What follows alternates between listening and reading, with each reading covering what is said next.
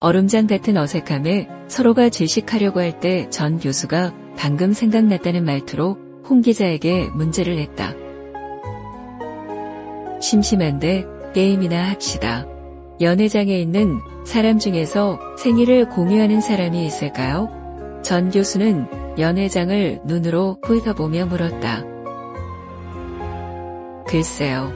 무슨 말씀이신지요? 홍 기자는 어리둥절해하며 반문했다. 쉽게 설명하지요. 만약 지금 이곳에 총 36명의 참석자가 있다면 우리 중에서 생일이 같은 사람이 있을까요? 아니면 없을까요? 홍 기자는 잠시 꾸물거리며 생각했다. 타인의 생일이 내 생일과 일치할 확률은 겨우 365분의 1이다. 만약 방 안에 36명이 있다고 하더라도 365분의 36, 0.0986. 즉, 그 확률은 채 10%를 넘지 못한다. 그러니 당연히 나와 같은 생일을 가진 사람이 존재할 확률은 현저히 낮거나 아예 없다.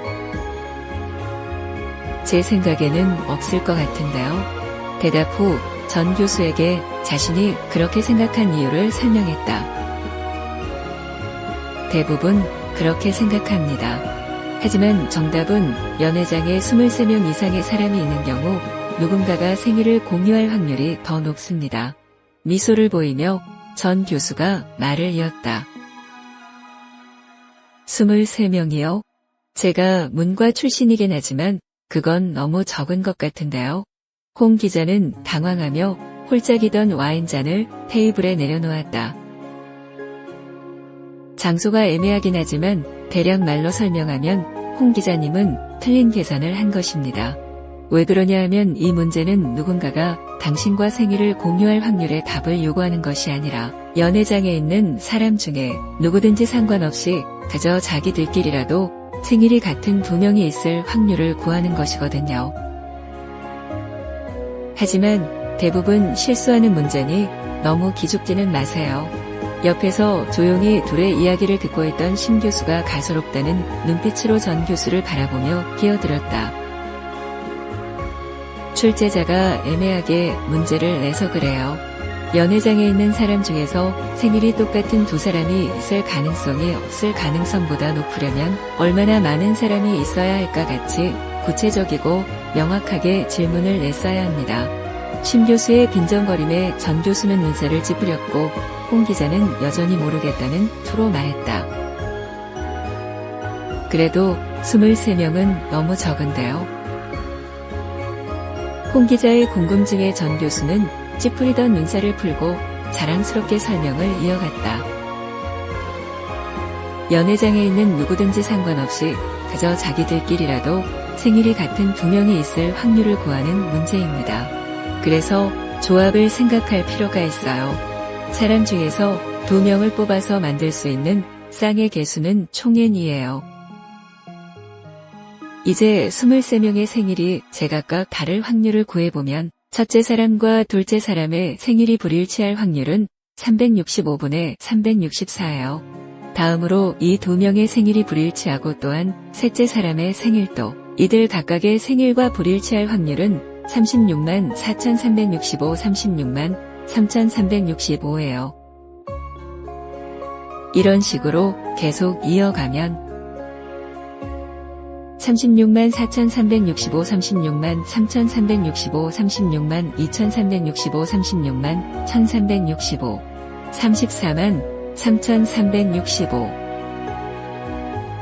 23명의 생일이 제각각 다를 확률이 0.49가 되어 23명의 생일이 모두 다를 확률이 0.49이므로 이들 중에 생일이 같은 사람이 있을 확률은 1-0.49, 곧 0.51이 되어 즉 확률이 50%를 넘으므로 방 안에 23명이 있으면 생일이 똑같은 2사람이 있을 가능성이 없을 가능성보다 높은 것이지요.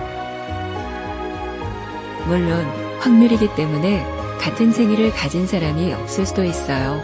하지만 있을 가능성이 높은 것은 사실입니다. 이것이 바로 현실의 바탕을 둔 통계의 아름다움이지요. 수학자들이 맹목적으로 믿는 조물주가 만들었다는 프랙털 구조와 같은 미신과는 격이 다른 것이지요. 전 교수는 자신의 설명에 만족한 것처럼 가볍게 양손 손바닥을 부딪혔다. 홍 기자, 아름다움은 지나가는 개에게나 줘야 합니다. 통계는 그저 숫자 노름에 불과해요. 아인슈타인도 말했죠. 신은 주사위 놀이를 하지 않는다. 라고 말입니다. 그게 모두 컴퓨터 프로그램을 통해 만들어진 통계학자들의 허상을 비판한 겁니다. 저들에게 계산기, 종이와 연필을 주고 계산하라고 해보세요. 아마 손도 못 댈 겁니다. 수학자들은 손쉽게 할 수 있는 것들을 말입니다. 컴퓨터 없는 통계학과 학생과 교수는 자전거 체인이 빠져 어쩔 줄 몰라 하는 어린애와 같고 겉모습만 그럴듯하게 단장한 대리석 무덤에 지나지 않아요. 전 교수는 씁쓸한 미소를 지으며 신 교수의 빈정거림을 받아쳤다. 이미 준비된 편의를 무시하는 것이 옳은 선택일까요? 아예 그럴 거면 조선시대로 가서 사시지 그러세요. 심 교수님. 용기란 말할 때뿐 아니라 듣고 있을 때도 필요하다는 영국 처칠의 말을 곱씹으며 홍 기자는 다시 와인잔을 집어들었다.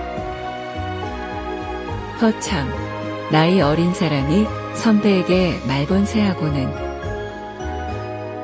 누가 더 학문적으로 옳은지 경쟁하는데 여기서 왜 나이가 나옵니까? 학문? 좋아요. 전 교수. 그럼 방금 홍 기자에게 이야기한 생일자 확률을 자신할 수 있어? 그럼요. 자신하다마다요. 잘됐군. 그럼 우리 내기 하나 합시다.